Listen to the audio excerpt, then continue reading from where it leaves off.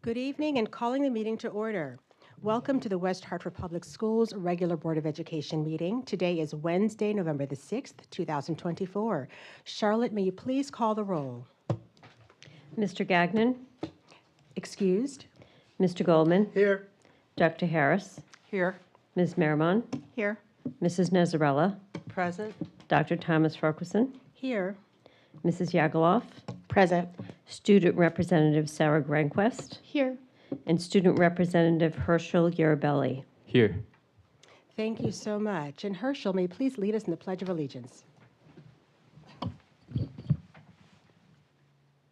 I pledge allegiance to the flag of the United States of America and to the republic for which it stands, one nation, under God, indivisible, with liberty and justice for all.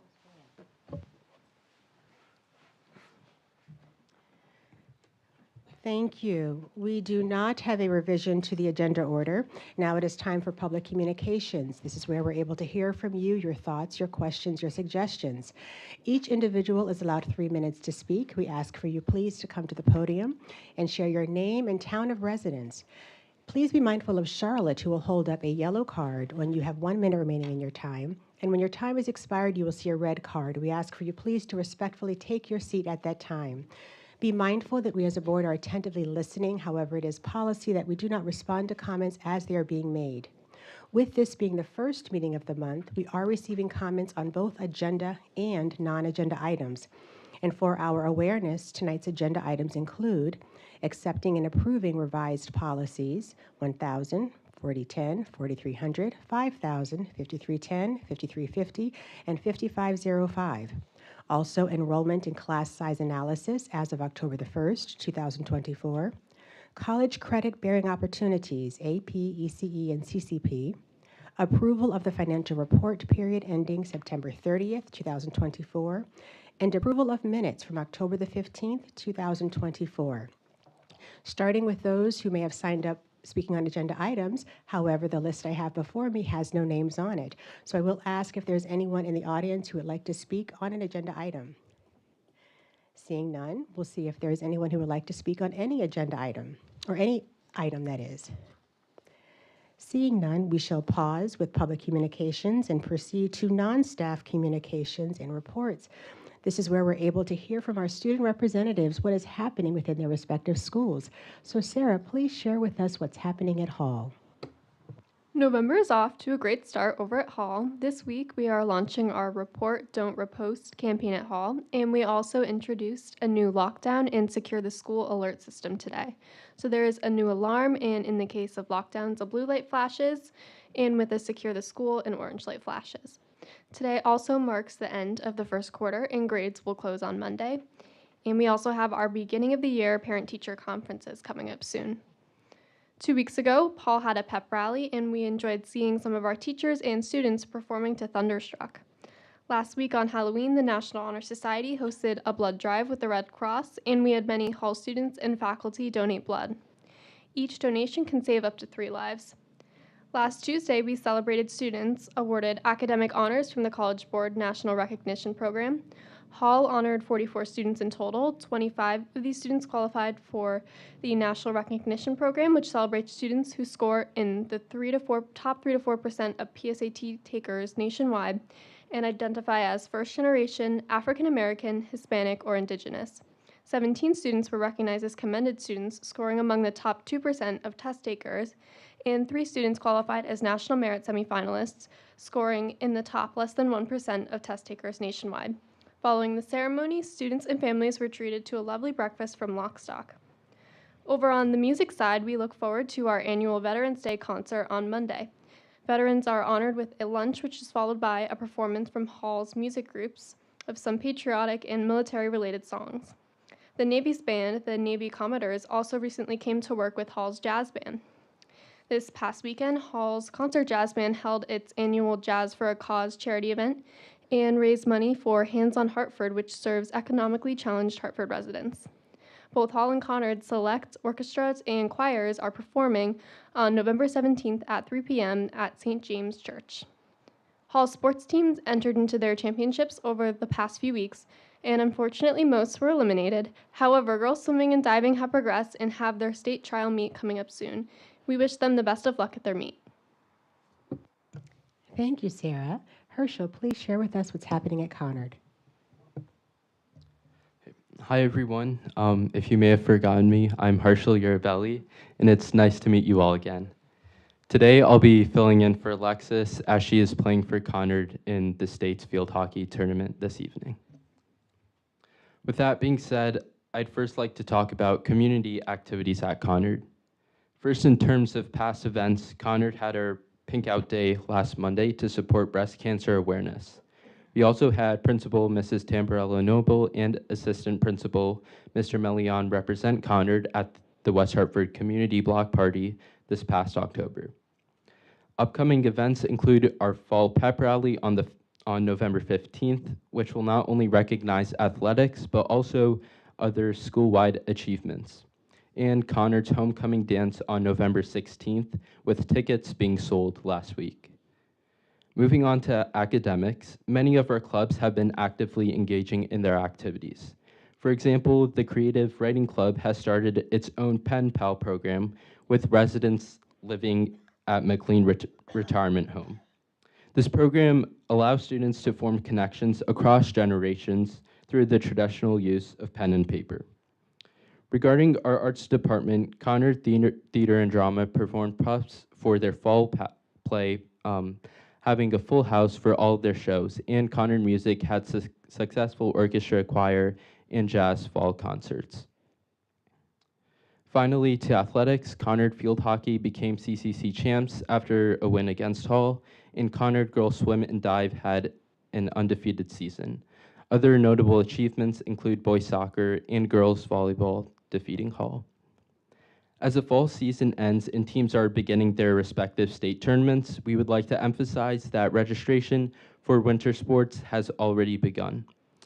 With that being said, I'd like to thank all Conard admin, faculty, and staff for ensuring a smooth Q1, and a special shout out to all coaches and club advisors for their hard work this fall. Thank you, Herschel. Thank you both very much for your updates. And I have to say how you all role model for us all so well. You all at times compete against each other, but you're able to recognize and still recognize you're representing the district as a whole and smile. I saw a few smiles, Sarah, there. So wonderful, wonderful. And also want to say that we recognize you are students first and foremost. So if at any point in time you have to depart a meeting early, we certainly respect that. Please just do what you must do because we know that you're students first. So, and Herschel, please pass it on to Alexis as well. Thank you both so very much. Moving on now to unfinished business, where we have a motion by Lorna Thomas-Farquharson, Gayle Harris, and Jason Gagnon to accept and approve revised and new policies as a second reading. Seeking a motion that the Board of Education accept and approve as a second and final reading the following revised and new policies which were reviewed by the Board Policy Subcommittee, including Community Series 1000, 1000 Non-Discrimination Community. Sorry. That's all right. I was going to Sure. almost say. Community Personnel Series 4000, 4010 Non-Discrimination Personnel, 4300 Personnel in Section 504. Student Series 5000, 5000 Non-Discrimination for Students, 5310 Student Attendance, Truancy and Chronic Absenteeism, 5350 Homeless Children and Youth, and 5505 FAFSA Completion. Is there a motion? So moved. Thank you so much, Gayle. Is there a second? Second. Thank you, Shannon. Discussion. So again, these have been before us before. This is a second reading where we will vote on them. And as we discussed, most of these are ones that are required for us to be compliant with state and federal mandates. However, we do come before you with due diligence, so you are aware of what that includes. So questions, comments, discussion with what motion is on the floor? Any questions or comments, discussion regarding the motions on the floor? I'll ask one last time. All right, seeing none.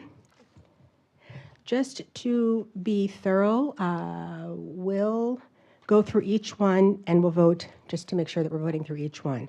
So beginning with 1000 non-discrimination with community, is there, what is your vote? All of those in favor say aye. Aye. Aye. Any opposed? Any abstain? It passes. 4010 non-discrimination personnel. All of those in favor say aye. Aye. Aye. Any opposed? Any abstain? The motion passes. 4310 personnel section 504. All of those in favor say aye. Aye. Aye. Any opposed?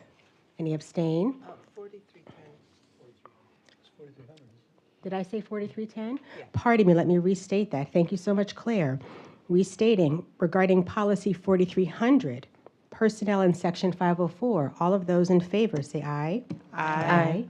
Any opposed? Any abstain? The ayes have it. Thank you so much, Claire. 5000, non-discrimination of students. All of those in favor say aye. Aye. Any opposed? Any abstain? The ayes have it. 5310, student attendance, truancy, and chronic absenteeism. All of those in favor say aye. Aye. Any opposed? Any abstain? The ayes have it. 5350, homeless children and youth. All of those in favor say aye. Aye. Any opposed? Any abstain? The ayes have it. 5505, FAFSA completion. All of those in favor say aye. Aye. Any opposed? Any abstain? The ayes have it. So thank you all so very much. Dr. Moreau Parda did not acknowledge your presence. Thank you. Thank you.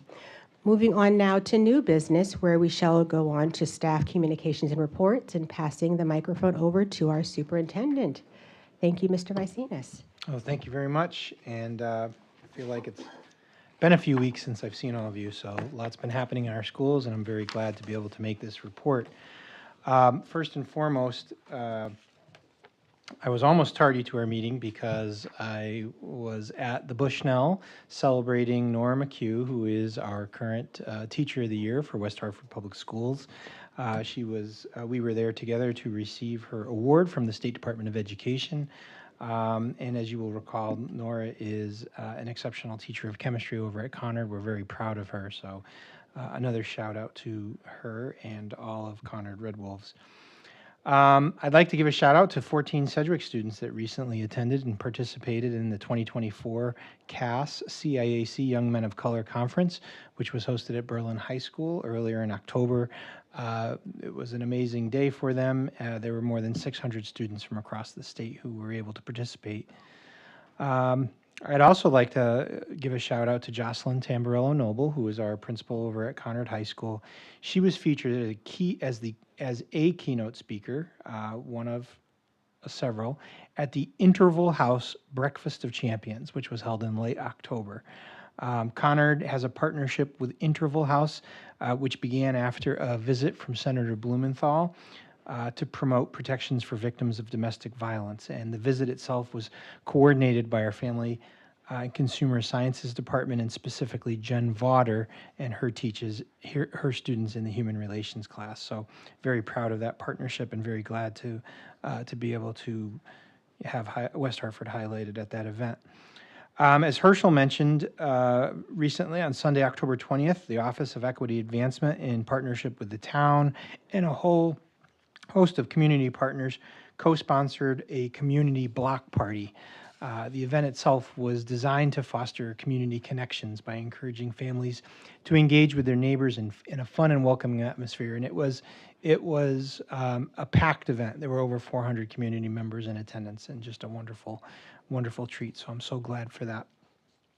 Earlier this year, you heard me report about West Hartford Public School students that were participating in the Youth Wellness Navigator Training for Teen Leaders, which is happening in conjunction with the West Hartford Prevention Partnership with Rise Up for Arts, Department of Children and Families. And I think in late October, those students unveiled a design for an ABLE table, which is the first of its kind, a table that is designed to support not only the arts, but community relations. It's specifically physically designed to have wheelchair access for children, and is a beautiful space right here in Blueback. And there's Ronnie did a great press release on that, so if you want to see more on that. As was mentioned, very proud of certainly Conard High School, and also, very close second was with Hall High School's girls swimming. Conard won its third straight CCC title, as was mentioned, with the undefeated season. But I think if you trace it back years, there hasn't been a year in any recent history where either Conard or Hall hasn't been participating in those finals. So kudos. Another shout out to Sedgwick Middle School, Steve Garneau, Colin Bowie for their work, collaboration with the cafeteria staff in a garden to table effort that they're working with in conjunction with our intensive academic program within special education. So very proud for that. This is going to be hot off the presses. So this evening sometime, I'm told, hopefully I'm not going to be in trouble, the State Department of Education is supposed to be doing a press release about the next generation accountability standards for 23-24 for this past school year. And this is something that comprises a significant portion of the PPR, the performance and profile report that we do in May. But the next generation standards come out this, at this time frame. And we're extremely excited about West Hartford standing overall. A record number of 6 West Hartford public schools have earned recognition as schools of distinction based on high overall performance on measures within that, high measures of growth within literacy or mathematics for either the all students and or for our high need students groups. So it's an exceptional report for the district, and some of our schools just knocked it out of the park. Record performance for a record number of schools. On that note, Whiting Lane, who I've mentioned in the past, has been working with Edutopia for a national publication of videos highlighting best instructional practice. They've recently released the final installment in a series that highlighted West Hartford Public Schools and Whiting Lane specifically. This most recent piece is entitled Learning to Synthesize Through a Hands-On Activity, and features Gloria Torres' 3rd grade class. We could not be more proud of our Whiting Lane folks. Some upcoming events on Friday, November the 15th. Webster Hill is hosting Maureen Harrington. She's the author of the children's book, Ivy, the Very Determined Dog. And this book not only is a heartwarming kind of children's book about perseverance, inclusion, and embracing individuality, and specifically some physical disabilities that the dog itself has. So really exciting time for the Webb Hill community. As you certainly know, teachers from across the district yesterday participated in a variety of professional learning activities. We saw things like work on building thinking classrooms at the elementary level, professional learning communities that you've heard about as one of our big strategies for coherence, curriculum and program review across multiple disciplines, training on new risk assessment tools for our clinical staff. I think we've talked about the CSTAG with you, and so much more. I can't be here all night to talk about it all, but I was very excited. I mean, it really supports not only the individual teacher development, but it's an important tool as we push forward on department and school strategic plans. So very happy for that. A couple of general things to make mention of are the Deaf and Hard of Hearing Connections, which is a community group. They're hosting a STEM theme robotics workshop at Bristol Middle School on Thursday, November 14th. In collaboration with the Town of West Hartford and the Police Department and the U.S. Department of Justice, our Office of Equity Advancement is co-hosting a United Against Hate program community conversation on Thursday, November 21st here at the Town Hall. And finally, as you see in front of you, the West Hartford Community Television is very proudly celebrating its 45th anniversary this weekend, Saturday, November 9th at 6 p.m. here at the Town Hall. So that is my update, pending any questions. Thank you very much. Lots of good things happening. Teammates, any questions regarding our superintendent's update? All right, thank you so much. Excuse me, now moving on to staff report and board discussions, where we shall receive the enrollment and class size analysis as of October the 1st, 2024. And so we happily welcome Ms. Liz Hewitt to the table, and we shall receive from you. Hello. Good evening. How are you? Well, how are you? Good, thank you. All right. Thank you for the opportunity this evening to walk you through our current year enrollment and class size data. The report starts on page 31 of your board book.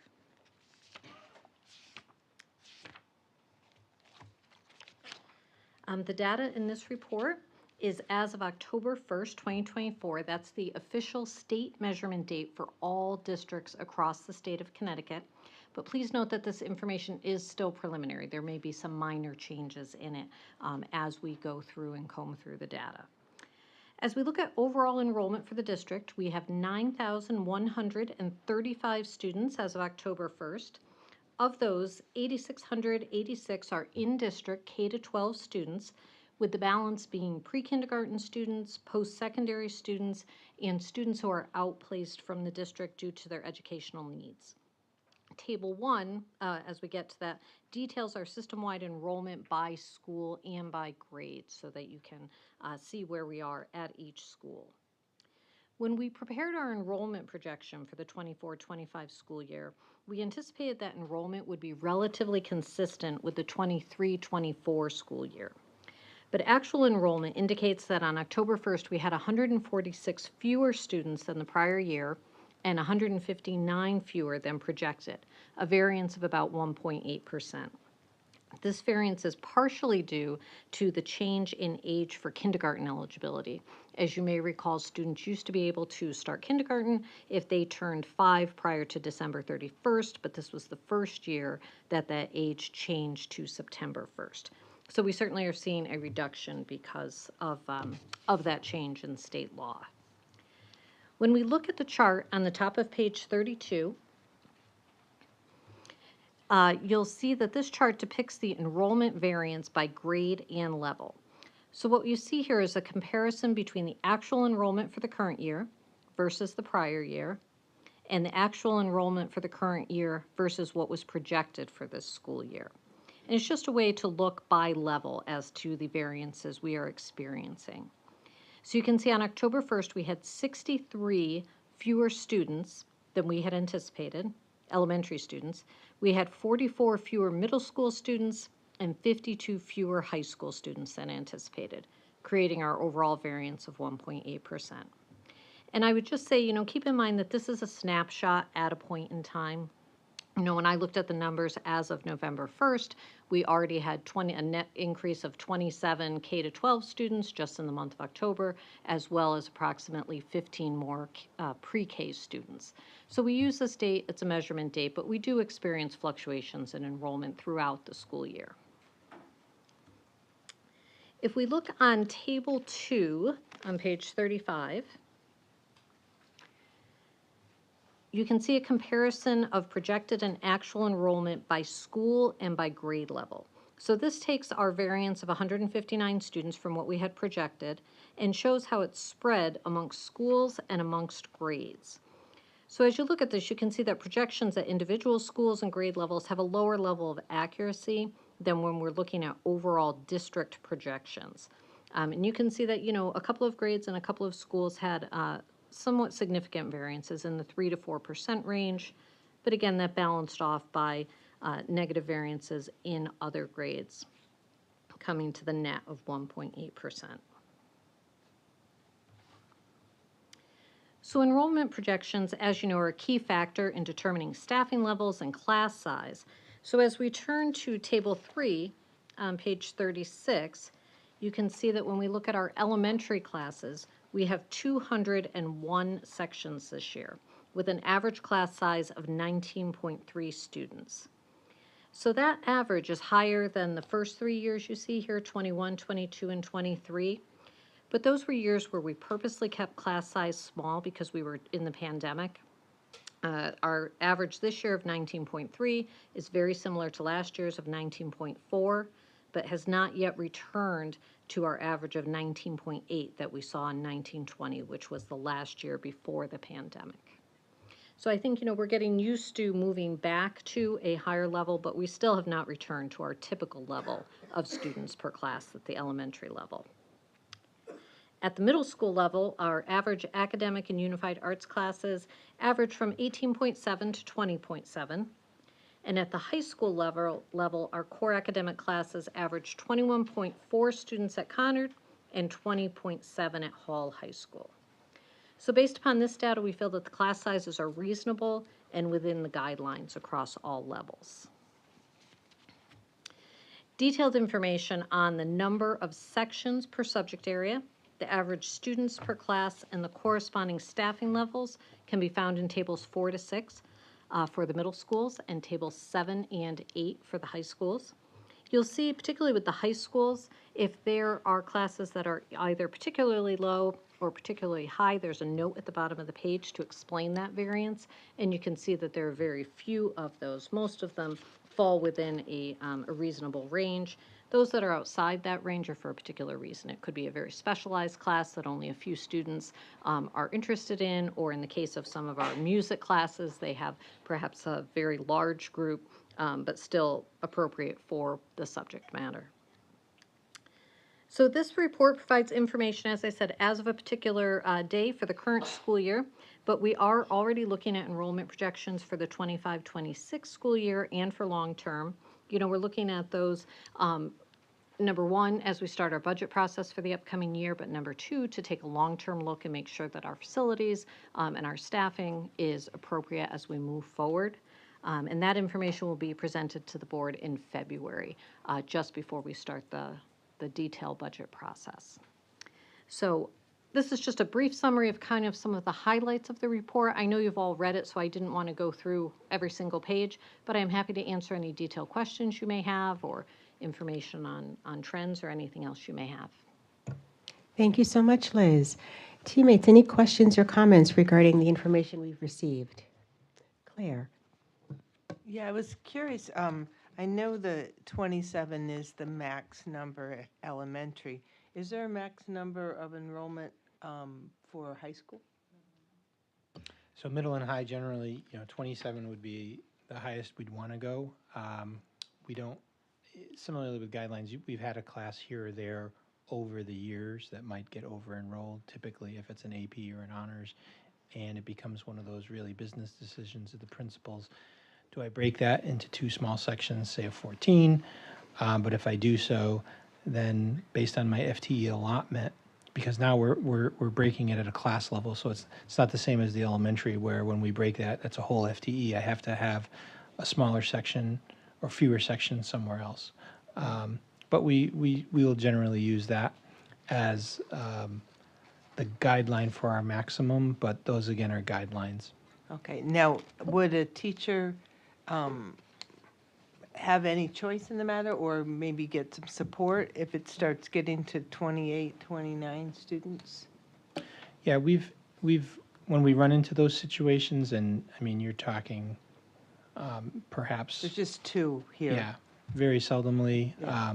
Typically, we're doing so in the higher classes in an AP class where we're not expecting the need for such dramatic support. We're not Right. expecting behavioral supports. So it's something that we certainly will talk to them about in terms of if there's a problem or an issue, we can perhaps have a different teacher Right. teach that course. And then I'm assuming the music classes are like a choir-based or band where Correct. your numbers would definitely go over. Correct. So you Okay. may see some choir classes at times of 30, 35, or I've seen greater. And depending at different times, if there's a second teacher in there, they might be working with different students. But generally, it's a large choir, large group singing or performing. Right. Okay, thanks.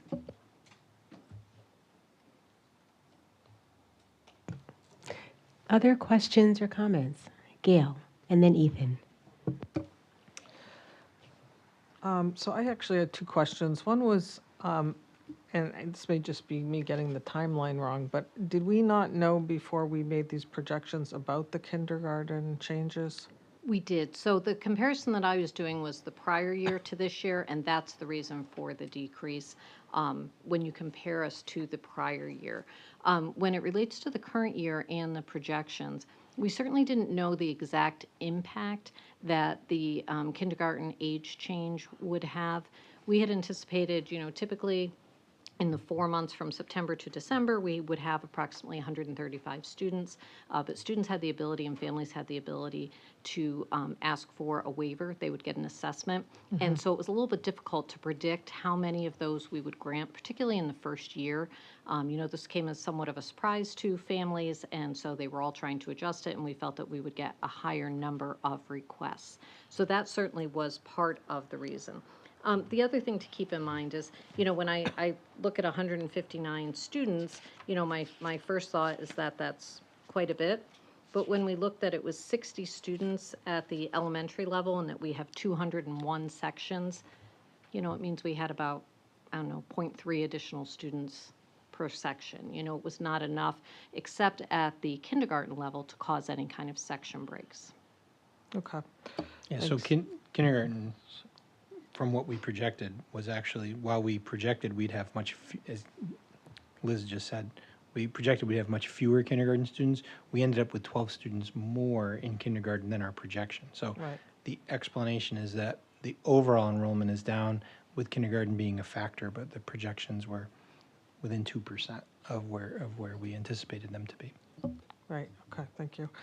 And then I just was curious about the trend in general. I didn't see I don't think the other years are listed here. So I feel like in general, the enrollment levels are going down each year. I don't think know if that's correct, but So I think they had been going down for many years, and then we've really seen them flatten over the past couple of years. We're not quite sure if it was pandemic-related, real estate market-related, et cetera, but we're not seeing the reduction that we had in prior years. And so that's why we're really taking a look at our long-term enrollment projections right now to see what happens with that trend. We had really flattened. I had expected that to stay pretty flat this year with the exception of kindergarten, but we have dipped a little bit. So I think the information that we get over the next month or so will really inform both the budget and then our long-term needs. okay. February. Okay, thank you. Thank you. Ethan. Yeah, my question was on the kindergarten subset. All set. Okay, I think you said subset. That's all right. No, okay, thank you. I can ask the question, but No. you already asked. I didn't hear you properly, but I heard you now. Thank you so much. Any other questions or, yes, Shannon? I think we talked about this briefly before, but with all the new apartments that are going in the center area, is there a sense that that will significantly impact enrollment, or and what's the timeline exactly for that? So we really have a lot of developments in town that are under construction, but they're coming on in kind of in phases. So we're not expecting a big influx. When we look at our long-term projections, we use a factor that we assume there are going to be a certain number of children and students per dwelling unit. So if you have a single-family home, you would expect that you would have more children living there. If you have, kind of a townhouse or a condo, you expect fewer, and then if you have an apartment, typically you have even fewer. With the development that they're doing right now in the center, it doesn't seem to be geared as much toward families. It's a lot of one-bedrooms. It's kind of for maybe young professionals, et cetera. But we do take that into account. We want to make sure that we're not underestimating our needs. But when we see the long-term projection, you will see the number of students that we are anticipating and then the time frame in which we think they will join the district and have an impact on enrollment. Gayle. I just want to ask one follow-up to Shannon's question. Some of that housing, I believe, is going to be low-income housing. And I don't know if that, I'm just curious if you know if something is low-income housing, does that change the ratio of potential students? The ratios that I have seen don't really have much to do with income, or they don't differentiate in that way. I can look into that and see if there is a difference in those factors, but at this point in time, I'm not aware of any difference in that. Other questions or comments? All right, Liz, thank you very much. Thank you. Now moving on to college credit bearing opportunities, advanced placement, early college experience, and college career pathways. And we now shall receive Ms. Ann McKernan and Ms. Eileen Eustace. Excellent. And So pass as it Ann to and you. Eileen come up, I'll just add a couple of comments. So obviously you know Ann McKernan, our director, our assistant superintendent for curriculum instruction, and she's joined by Eileen, our director of secondary education. And years ago, we would give the board a presentation on advanced placement results. But as we've progressed in a variety of opportunities for students to earn college credit at the high school level, we've kind of combined this report to represent not only our AP results, but our UConn Early College Experience, what we will call ECE, as well as the partnership we have with Capital Community Tech, where students can earn college credits in our community technical schools based on high school courses.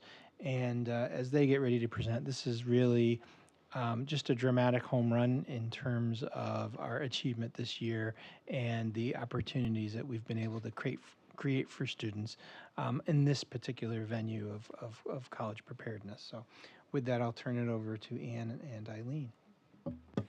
Well, it's good to see you all again tonight. We'll be presenting, as Paul said, on college credit-bearing programs, and we hope it will be informative for you, helpful for you to understand where we are. We are extremely excited about the report. After giving you 3 reports in a row, it's really nice to see, all of them had certain glows, but this one certainly stands out as an exceptional report. We're quite proud of it. We hope you'll see so much of the good work here. So obviously one of our biggest parts of our work is to prepare children for their next step, whether that's higher education or career or just participation in civic life. And this particular report will focus on their college readiness. And tonight we will give some background and context of the programs. We will review each program separately and their results, and then open it up for questions and comments or other input. For our college credit-bearing programs, as Paul stated, we used to report to you just on the advanced placement program from the College Board, but last year we expanded that because we have so many students getting college experiences in other ways.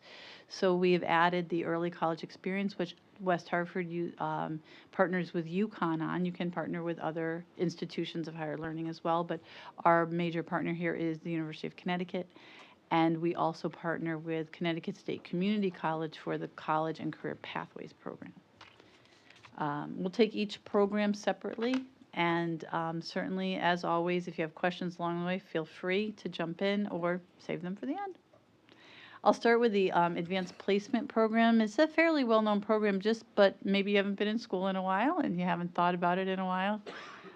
This is a worldwide program. It offers rigorous college level courses while you're in high school. Students can earn advanced standing in college by applying their courses. So maybe they don't take English 101, they get to take 102. And in cases, they can actually use the credits towards their college graduation.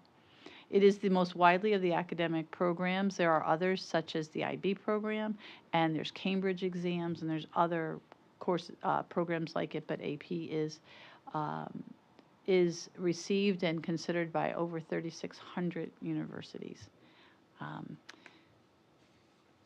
The way the program really works is students select these courses just when they select all of their courses. That process for high school students usually starts around February. They begin to look at all the program of studies. They start to think about what courses they want, what levels they want, where their interests really are. They work with their guidance counselors and their parents and guardians and select their courses. When the term starts in the fall, they start their advanced placement courses. They register for the exam if they choose to take it, and we highly encourage them taking it, and we have a high number of kids who take the exam because they take the course. There's a variety of AP resources they can use. The College Board has expanded these resources. So there's even 15-minute daily videos that they can watch in their subject areas. There's practice tests. There's lots of resources to help them. The exams are held in the first 2 weeks of in May each year. So there's 2 weeks at both Conard and Hall where they're, really in a different setting to make sure that all of the students have the right environment to take their exam. Exams are reported on a scale of 1 through 5. I have that on page 42. You'll see what that means, but I can certainly speak to it. Students who earn a 5 are considered extremely well qualified for college, and they believe that score would translate to an A+ or an A on a college level course. A 4 is considered well qualified with an A-, B+ or B. A 3 on that exam is considered qualified, and then below that they would say maybe qualified, and then the 1 score would say that there is no recommendation for college credit. Most colleges recognize 3 and above, some only 4 and 5. Each college has their own process to decide, and they even sometimes go course by course. They might say, we'll accept a 3 in AP Physics, but only 4s and 5s, let's say in AP English or something like that. So there's not one standard, but this is the scoring system. Our students did exceptionally well this year. We offered AP in 29 face-to-face courses. We also have a few students each year, really interested students who might want to take a class in something we don't offer. So for instance, every year we have a handful of children take AP Music Theory. We don't offer the course, but they study independently. We have some children sometimes who have a particular language skill. They've taken Japanese or Italian or German, and we'll offer that exam even though we don't offer the course. So we offered exams in 33 subject areas this year across the 2 schools. We had 1,206 high school students involved in this program, and we gave 2,888 exams just between Conard and Hall.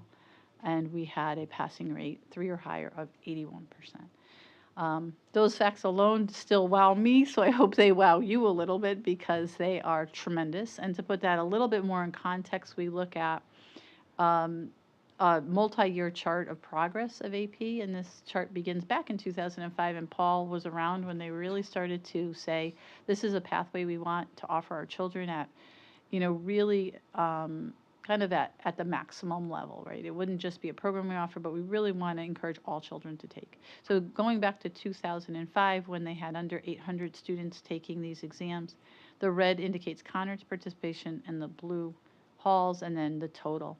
And you might see that back in 2017-18, we did have a few more children taking the exams, but as you just heard the enrollment report, this is the highest density of students taking it, 43% of our students, because the 1,206 students, there were almost 200 more students at the high school in those years. And so that was about 41% of the population back at those 2 other high peaks. This is 43. So we're really proud of the fact that students see being serious about their studies is part of the culture in our schools. And that's such a great thing in schools, that school matters to kids. They want to do well. They challenge themselves. It's great for their personal development. It's fantastic for their opportunities beyond high school. In terms of the number of exams, this is just, I have to look at the chart many times and check it many times to make sure it's accurate. We gave 2,888 exams this year. Average child takes just over 2 classes. It was really an outstanding year. What was further, and Eileen was with me side by side as we were pulling all the data, and Paul knows this data well. as I say, I had to keep looking at it to make sure I didn't get something wrong. This particular metric is a metric we've been charting since back in 2005, well before my time here, and it shows the percentage of your 12th graders who took at least one exam and earned a passing score. And this is called the Equity and Excellence metric from the College Board, and we are over 60% of our 12th graders every year who are not only taking at least one, but passing that. It's really a tremendous number, and we're very pleased with this outcome. Looking at the growth of the program in this way, just a slightly different way with everything on one chart, and picking some key years so you see the pandemic effect, you see, a significant growth in the overall number of students. If you look at 2021, you see we dipped during the pandemic. This made a lot of sense. The students were home. The exams were going to be given online. This was a very odd year. I think we were a little bit surprised that the College Board would give the exams, but they found a way to deliver them digitally. We had fewer students at that time taking them, but we've rebounded very well from that. And I think what we are always proud of on a chart like this is the wider we are opening access to children to take rigorous courses, it is not in any way affecting the outcome in any negative fashion. So the more children who are taking it does not mean that that the passing rate is going down, or the average score is going down.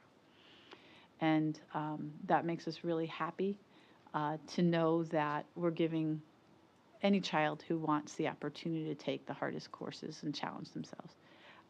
When we look at this we often take our data and say, how are our students of color doing, to make sure that we are keeping our eyes on all different groups of our students, and we see a really good, strong report here as well. Our students of color this year, again, I had to look at the report a couple times, make sure my numbers were right. But this was a banner year for students of color. These are students who identify as Black, Hispanic, or two races, with 294 tests, the highest of all time. 294 students, 626 tests, a highest average score in our recorded time here, and the highest passing rate. So in looking at all that, I couldn't be more pleased. We still have some ways to go. Our students of color make up about 25% of the students taking the exams, and they make up about 33. These three groups make up about 32%. So we still have a lag, but we are closing that. Can you go back? My 2 cents, I'm sorry, because this is a metric that we continuously work on in terms of the opportunity gap and the achievement gap. That's a 1 year 20% increase in the number of students relative to opportunity gap, 20% increase in the number of exams, and that's an 8-point increase in achievement as we open those doors up. So that's just a phenomenal accomplishment. And I couldn't be more proud of the curriculum department and all the teachers and all the students that participate. Yeah. We're really pleased. Ethan. Just follow up, so why do you think all these measurements improved year 1 year? So the measurement, I'm glad for that question. What we have historically said is if we can get students to the table, and in terms of how we change the invitation to increase participation, the results will take care of themselves. That is our AP story as a district. When you go back to those early slides, when I was in high school, AP was this holy grail of, only for the most elite students. And many schools in the state, although I think schools have kind of figured it out, we've made an example that, but some schools do that. They maintain that. It's a very narrow opportunity. And what we've demonstrated over the course of the years is we've more than doubled, if not tripled, depending on how far back you'd like to go, the enrollment in the courses with no decrease, and sometimes often increases to the average score and the percentage of students earning a 3 or above. So our instruction in terms of what accounts for the increase in performance, I'm pleased by the increase. I can't say that they just taught everything better this last year. What I think is the real story is the increase in enrollment. And one of the things, and I don't know if Herschel or Sarah, if you saw it, but one of the things the high schools did last year, they did a promotional video. I believe it was called I Am AP. They put out there, and they really tried to highlight students from all walks of life who are in AP courses. Younger students can see, oh, I know that student. I'm friends with them. They could see faces that were familiar to them, faces that looked like them, who were saying, I am AP, I am ECE, enrolling in courses. And so that may have been some of the extra push, because we've always pushed. I mean, I think our data speaks to the fact that the opportunities are highly encouraged, but sometimes it's just a matter of coaxing a few more kids to take tests. And I forget the total number of, I know it's 1,200 kids, 1206. but increase from last year. I think I will have to Overall. look at it. There is an increase of 30-something from last year. I'll have to find it in my book. But Yeah. yes, there's a definite increase. And I'd like to add a little bit more to what Paul, 32, thank you. I'd like to add to what Paul's saying. I'd love to have the students speak too, if they would. But this idea of a college-going culture in your school it doesn't just happen overnight. It's been years, and as our data demonstrates, it's getting better. But I can shout out a lot of people who've had one-on-one conversations. Actually, Julia Duarte, right here in our human resources director, at Connor, sitting with kids. Why aren't you taking an AP class? Tell me what we can do to help you. What do you think of that class? You think it's only for certain kids? You think, what would help you take a class? So one-on-one conversations, tapping children, creating a culture where everyone should take at least one. You don't have to take 5, you don't have to take 10, but just try one. That's really our goal. And then students often feel successful after one, and then they try more. So I don't want to overly speak. I don't know if Sarah or Herschel have some addition. I can say that, even as long as I've been at Hall, I've seen an increase in students, taking APs. When I started my freshman year, no one took APs. It was kind of like you're not allowed to. There was very few exceptions. And now it's normal for freshmen to take, I would say, one AP maybe as an elective. That's something that a lot of people do. And I would say I can also agree with that. I think a lot of the time, if students talk to maybe the AP teachers and they can understand that this is something that they can do, it encourages them to take a course they didn't think they were able to, and they end up being successful. Thank you. Yeah, I think one important factor is also the counselors encouraging students.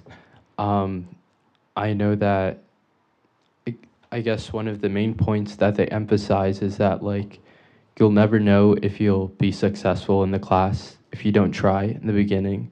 And even when I encourage some of my friends to join this class, I also say the same thing. And you always have the option of dropping out if it ever gets too hard.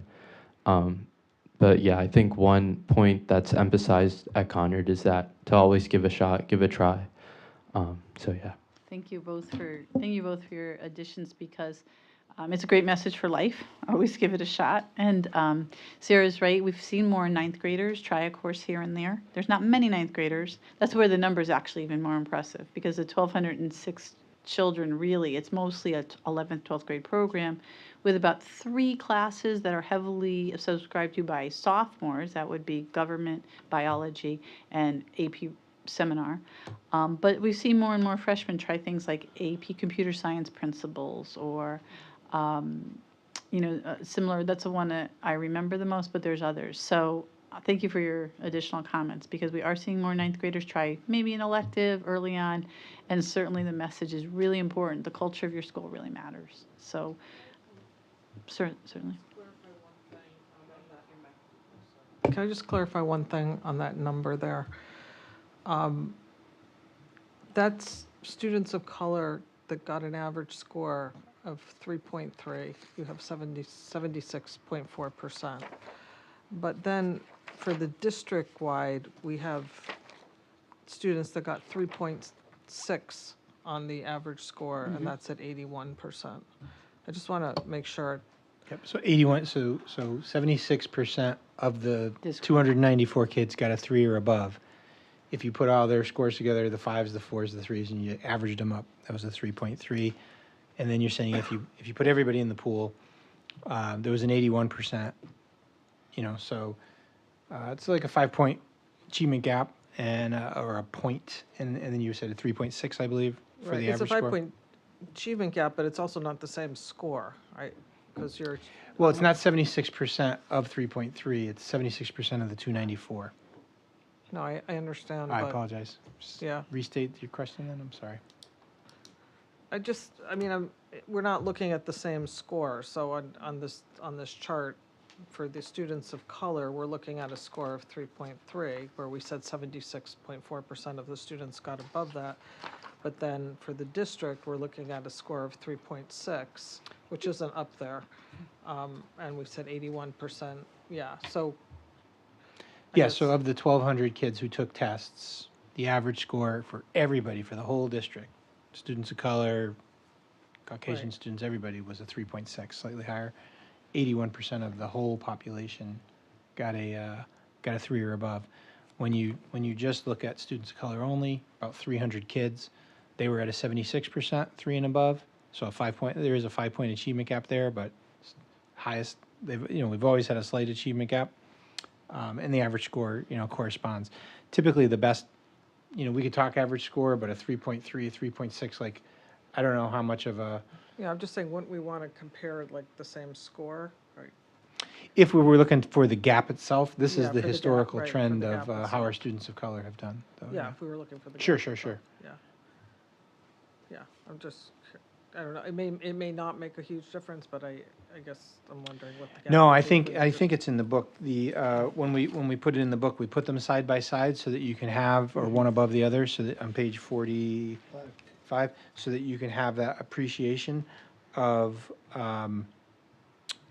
historical trend, and you can certainly see, hey, how does the students of color do against the all students group, kind of, so you can appreciate if there's a sizable gap in terms of performance and or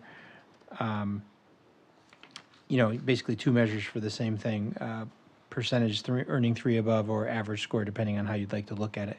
The big reason, one of the reasons we put average score in there is, I think Ann mentioned it earlier in the report, when we first looked at creating greater opportunities for more students, the fear, and this goes back 20 years, the fear was, well, if you open the doors wider to more students in general, you're going to have a lower score. And we said, hey, if we can keep the average score in and around a 3.1, that's a win. And so that's really part of our purpose for demonstrating.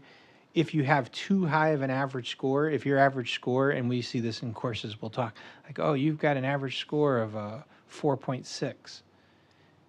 That tells me, hey, that's great. You're doing great instruction, but you could probably have more kids taking that class. You don't need your class to have an A+ average. That means you might be a little bit too selective in terms of who you're allowing into the class.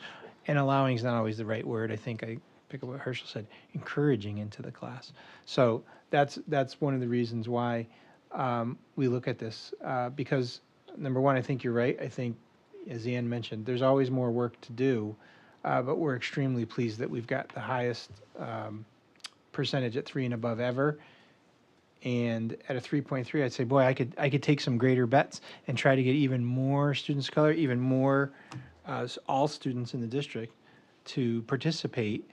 And the data reflects that. We should expect that the vast majority of them would be successful.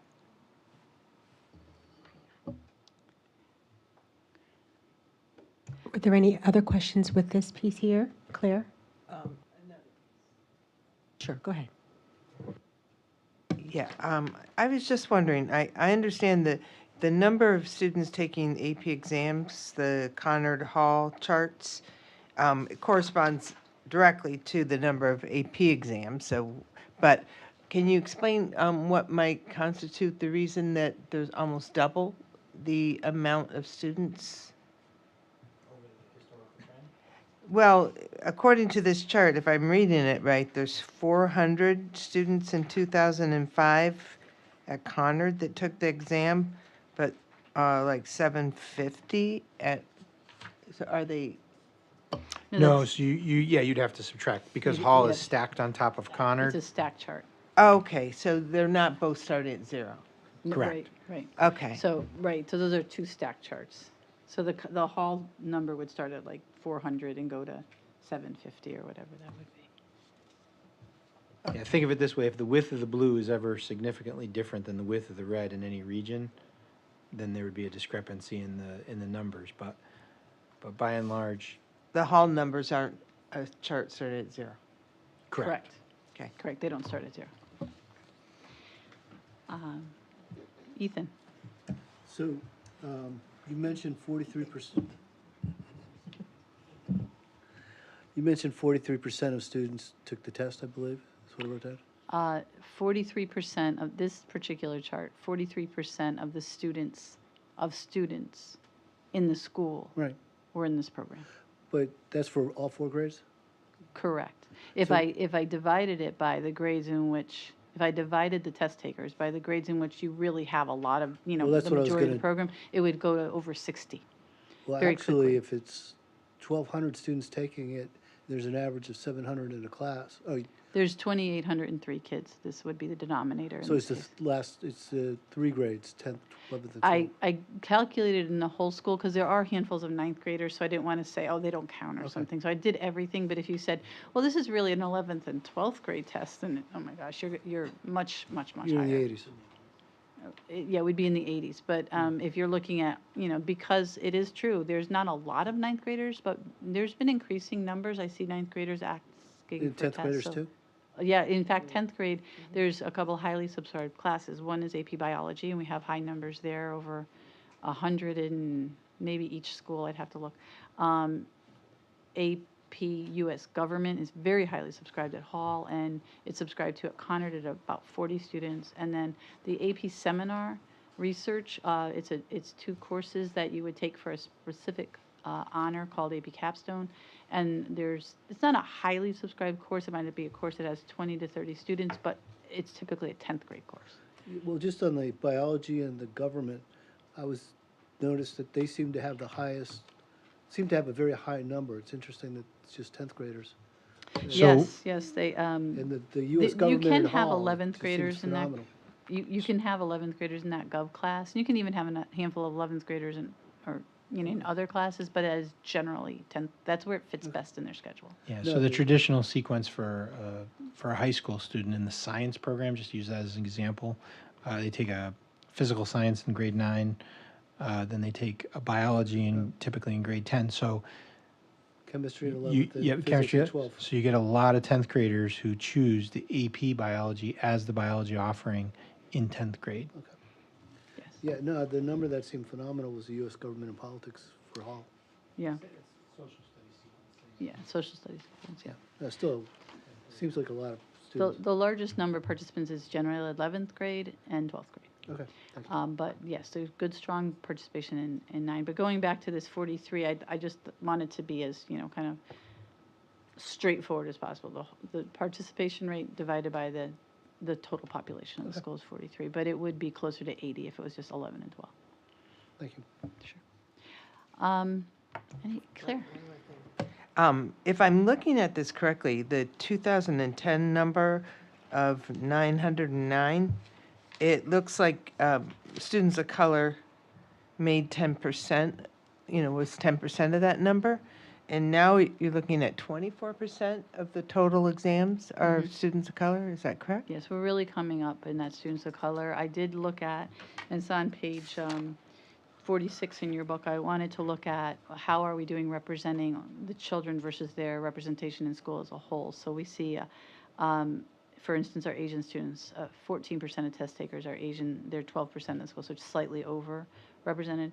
Our students of color, those 3 categories, Black, Hispanic, 2 races are at 20, is a little over 24, 25, and that group 32% represented in the school, and then white students at 61% in AP participation, 55 in the school, so they're a little overrepresented, but we're getting closer.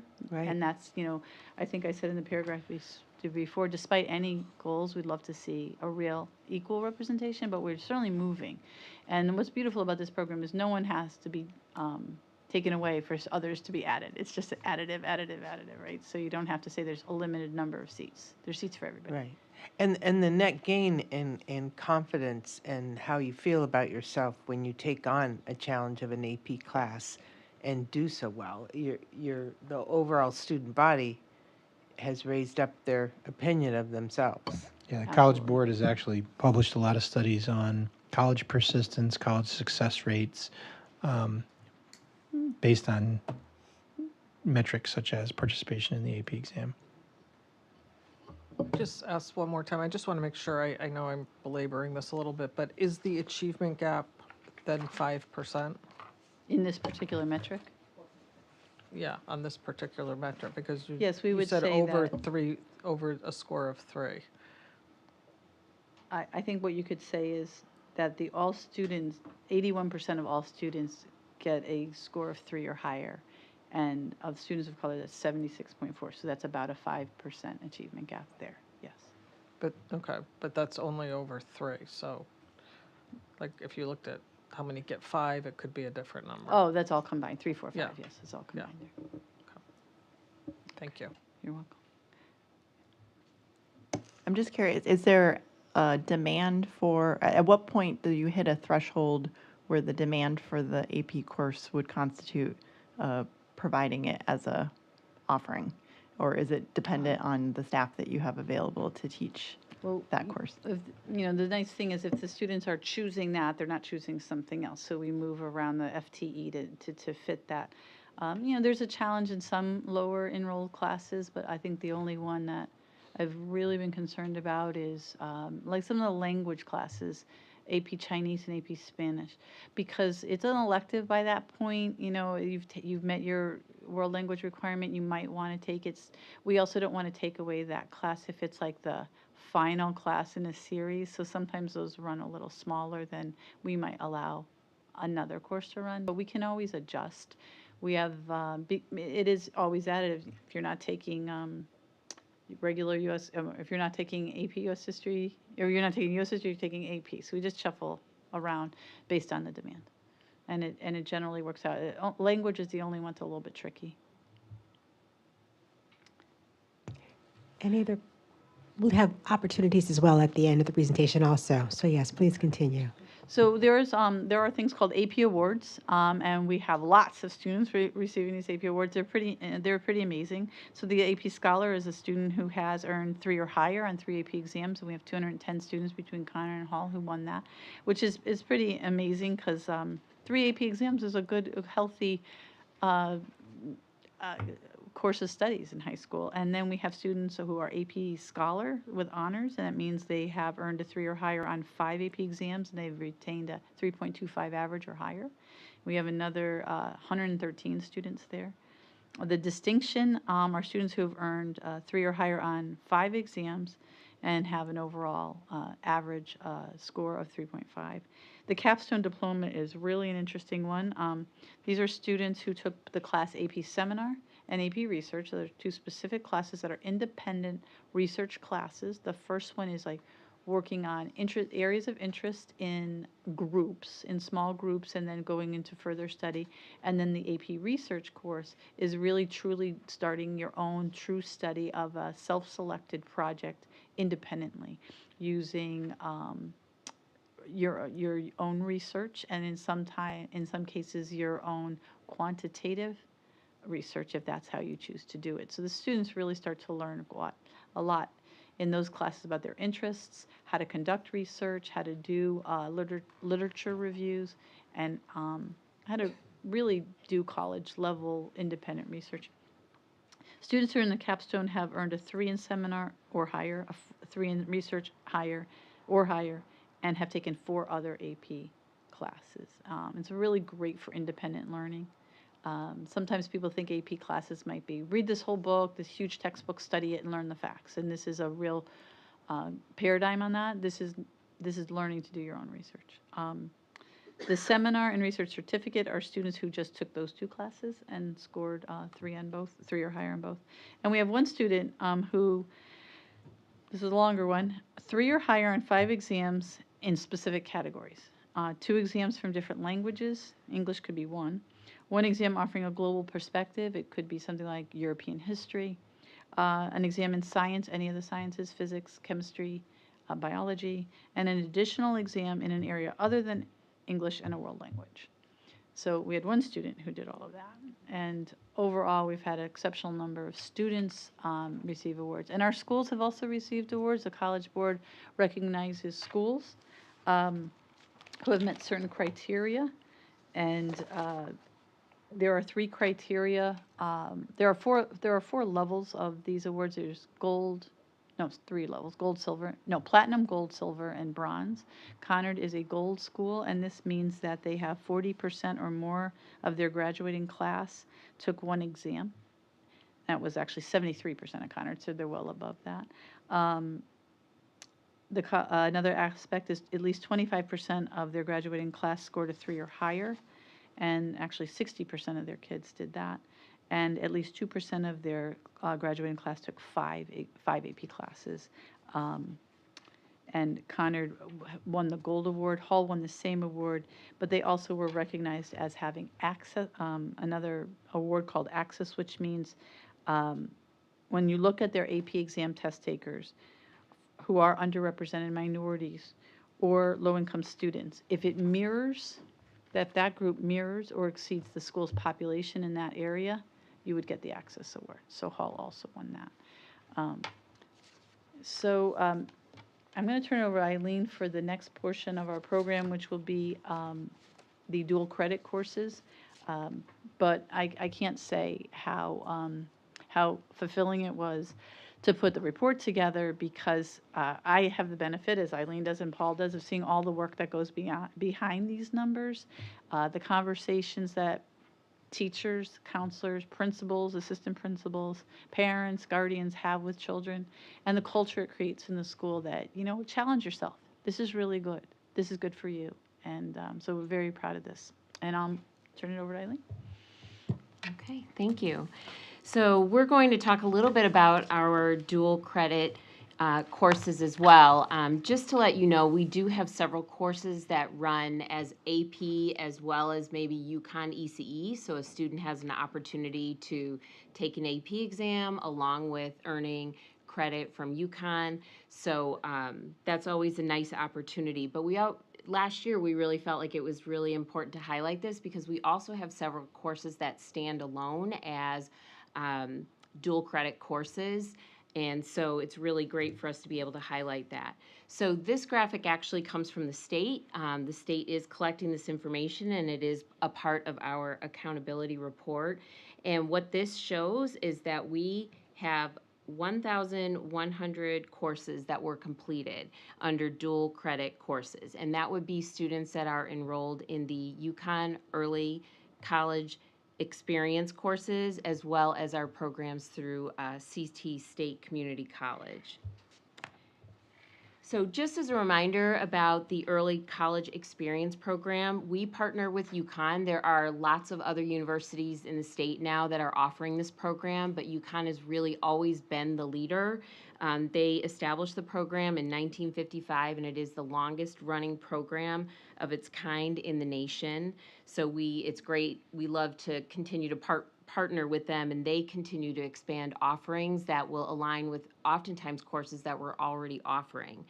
So it is an opportunity for students to take a concurrent enrollment. It's a concurrent enrollment program that allows motivated high school students to take UConn courses at their own high school. The UConn course is equivalent to the same course at the University of Connecticut, and UConn also certifies our high school teachers. So essentially our high school teachers, once they're certified at UConn, they become adjunct professors. And one of the other interesting things to note is that there is an 87% transfer rate of credit earned. So there may be some specialized programs if students are going to highly specialized like engineering programs that some of those colleges will say, no, we're not going to take your physics, UConn physics, we want you to take ours. But that is a very high rate of transfer in order to be able to transfer the credit. So this is another area where we have really significantly increased participation, so we're very excited about that.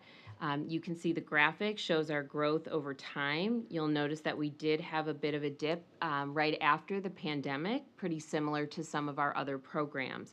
But as you can see, we continue to increase, and then the graphic on the right will show you what our numbers were from last year. So 532 students participated in 1,040 courses, and they earned 3,976 credits through UConn.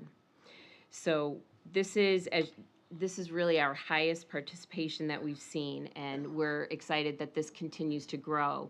We did have a chance to partake in the dual enrollment grant that we received over a year ago, and that allowed us an opportunity to actually put in a few more UConn ECE courses this particular school year. So I would anticipate our numbers will look even higher next year. And one of the things that was nice is that we were able to diversify some offerings and offer college credit courses in departments that were not offering that opportunity. One of the biggest driving forces, and I think this is one of the things that not only drives up our participation in UConn ECE and CCP courses, but also AP, is, I believe, the opportunity to save on college tuition. Because there's an opportunity to earn college credit, this is an incredible cost savings, and the more courses that students participate in, the more courses that they can then transfer. So if you just take a look at this, the per credit tuition is $709. You can see the cost for a 3-credit course and a 4-credit course, and then over on the far right, you can see what they actually save per course. So many students can oftentimes knock off a semester and even a year by participating in these courses. The children just pay $150 for a 3-credit course, or $200 for a 4-credit course. Mm-hmm. That's a pretty good savings for parents. It's pretty nice to go to UConn with, 4 classes done, and you've saved thousands of dollars. Mm-hmm. So, as we mentioned, that we continue to have some of our highest participation ever. Conard and Hall come in at 7 and 9 in terms of highest number of students enrolled in UConn courses. But one of the things to note is if you take a look at this list, if you combine Conard and Hall, our representation from the district is a total of 531 courses that students are participating in as well, which is really the highest in the state for district participation. So that's really significant for our district. I know as a parent, it's like a no-brainer opportunity to be able to earn college credit, particularly from UConn, because of the high rate of that transfer credit when they're going on to post-secondary. We also participate in the College and Career Pathways program, which is through CT State Community College, which is also another opportunity for students to earn college credit. The nice thing about these courses is that there's no cost for students to participate and earn the college credit. So again, it is an additional opportunity, and we had 67 students earn CCP credit in 3 courses: financial literacy, accounting, and entrepreneurship. So we've been looking at the trend of numbers, and I will say this kind of goes up and down, but I would say what we land typically, I would say our overall average from the last 7 years is somewhere in the 60s. So we continue to look for additional ways to partner with CT State. I know they are working, as they're merging all of their campuses and opportunities, we're hoping to be able to expand offerings with CT State as well. So I will turn it back over to Ann for a few takeaways. So as I came up to the table saying I'm really excited. I'm still really excited. This was our AP, just as a wrap-up, our highest participation number, our highest exam number, our highest pass rate, and our highest average score for all students and for students of color. We couldn't be more pleased. Our dual enrollment, we actually are second in the entire state for dual enrollment with a total of 1,107 credit courses. We are number 2. Of course, I had to look up who's number 1 if we're number 2. The district I will not name, but is got 16,000 students. We have 9, so I will take that as a win because of our size. They are literally not double, but close to double our size. The DIRG-B average, we often like to compare how are we doing versus districts that are like us. So, of course, I looked at all the DIRG-B schools, and their average participation rate in the dual enrollment program is 28%, where ours is 40%. When you add up all that cost savings across all those children and all those courses, 3 and 4 credits, we come to a total possible tuition cost saving of $2.7 million. Doesn't all fall on one person, but it's split among all the children, but it's a significant cost savings, and I'm sorry this gets caught off at the bottom, but another factor I wanted to look at is if you added just unique students, right? Just unique students, because we know in the ECE and AP there's a lot of overlap. I calculated 1,654 unique students involved in the courses. So we will continue to work on a couple of factors, continuing to make sure that we're moving in the right direction, that our population by demographic matches the population participation rates. We will look to expand in CCP as Eileen said, the Connecticut State Community College system has been changing. They've been doing this for about 2 years now, and we hope to add an early childhood course in the near future. And those are our immediate next steps. So I'll open it up to any discussion. Excuse me. Thank you very much. Additional questions or comments with all that has been shared?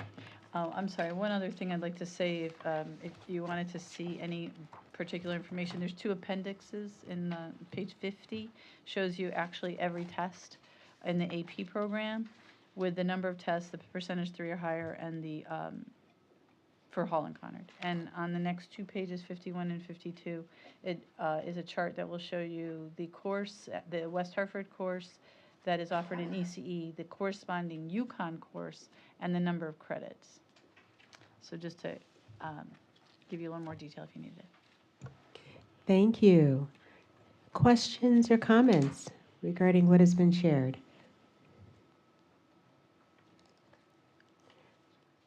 All right.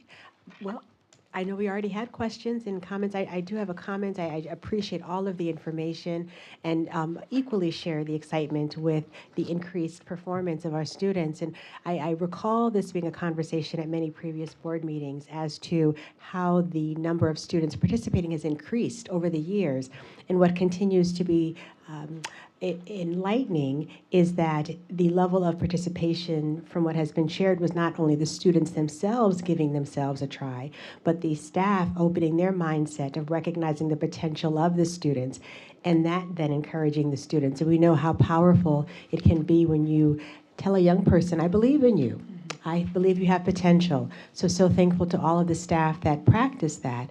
And with the increase from what you shared with the number of students that have participated, it has not brought the numbers down, it has brought the numbers up.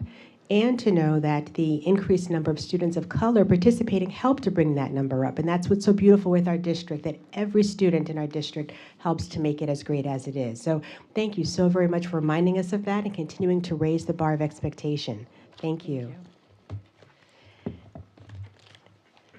And with that, we shall continue on with the agenda to routine matters, where we will receive the financial report and seeking a motion that the Board of Education approve the financial report for the period ending September 30th, 2024. Is there a motion? So moved. Thank you, Shannon. Is there a second? Second. Thank you, Ethan. Discussion. So good to see you again, Liz. And Claire, I believe you are on deck. Yep. All right. So the budget we're looking at today is the first financial report of the school year. For the big general fund, the biggest change is the addition of 3 additional classrooms and teachers for kindergarten than was budgeted. We expected the kindergarten age change that there'd be a reduction in students, but the class size were such that we had to add 3 more sections of kindergarten. There's a variance of $200,000 between the full-time and part-time custodial staff. And over summer jobs, the benefit costs are what we expected. The public transportation shows a savings of $50,000 based on the current bus routes, and supplies were within budget at this time. On the second report, the state and federal grants fund, the report shows that we've received carryover authorization of $4.8 million in grants. There was a projected remaining balance of $254,000 from an IDEA grant. The single-year grants are expected to be fully expended by June 30th of 2025. We continue to manage the non-public grants for the town, overseeing about $500,000 designated grants to non-public schools within the West Hartford area. And on to our special programs report.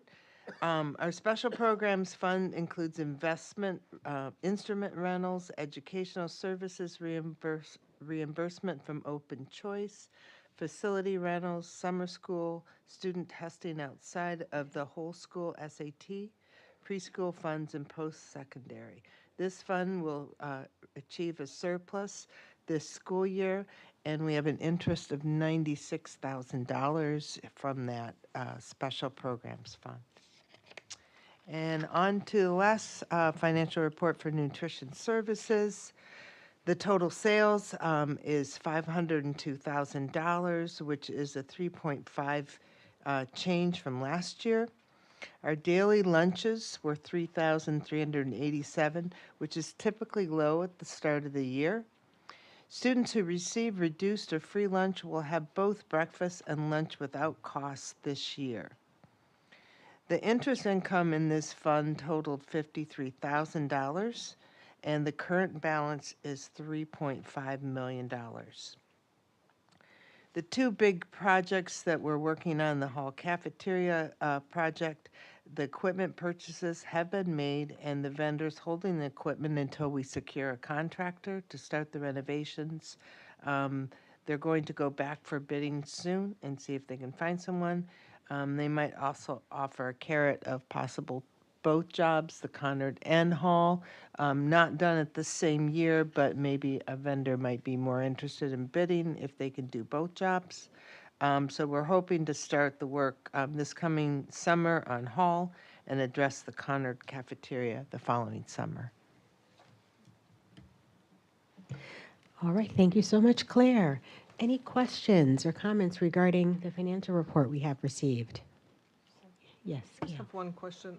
What are the non-public school grants? Are those grants that are going to other schools? They are. So they're grants that we act as a fiduciary for, and we administer those grants for the private schools that are located in West Hartford. So for example, if we receive a Title I grant, we receive an amount for our district, but then we also receive a relatively small amount comparatively that we administer for the other schools in West Hartford, private schools that qualify for Title I funds.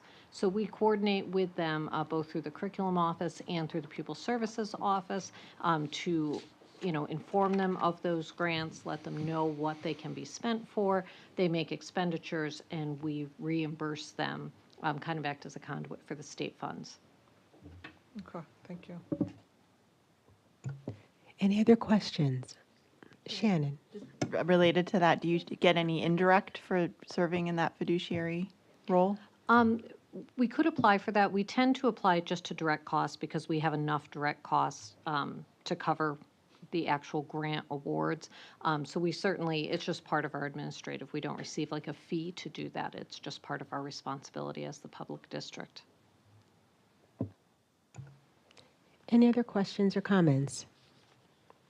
Seeing none, with the motion on the floor, all of those in favor, say aye. Aye. Any opposed? Any abstain? The ayes have it. Thank you, Claire. Thank you, Liz. And Ethan, you're on part of the team as well. Thank you. And with that, now we're moving on to approval of the minutes. Seeking a motion that the Board of Education approve the minutes of the regular Board of Education meeting of October the 15th, 2024. Is there a motion? So moved. Thank you, Shannon. Is there a second? Second. Thank you, Ethan. Any discussion or suggested edits? Hearing none, all of those in favor say aye. Aye. Any opposed? Any abstain? Abstain. Thank you, one abstention. The ayes have it. Thank you. Moving on to information and reports. Board members, do we have any communication and reports from other committees? Oh yes, pardon me, yes. Yeah, I just wanted to share, not from a committee, but we have been able to start some school visits. And I did want to share this past week, I had the opportunity to visit a couple of the schools. And I just wanted to say here publicly just how impressed I was with what's going on in our schools.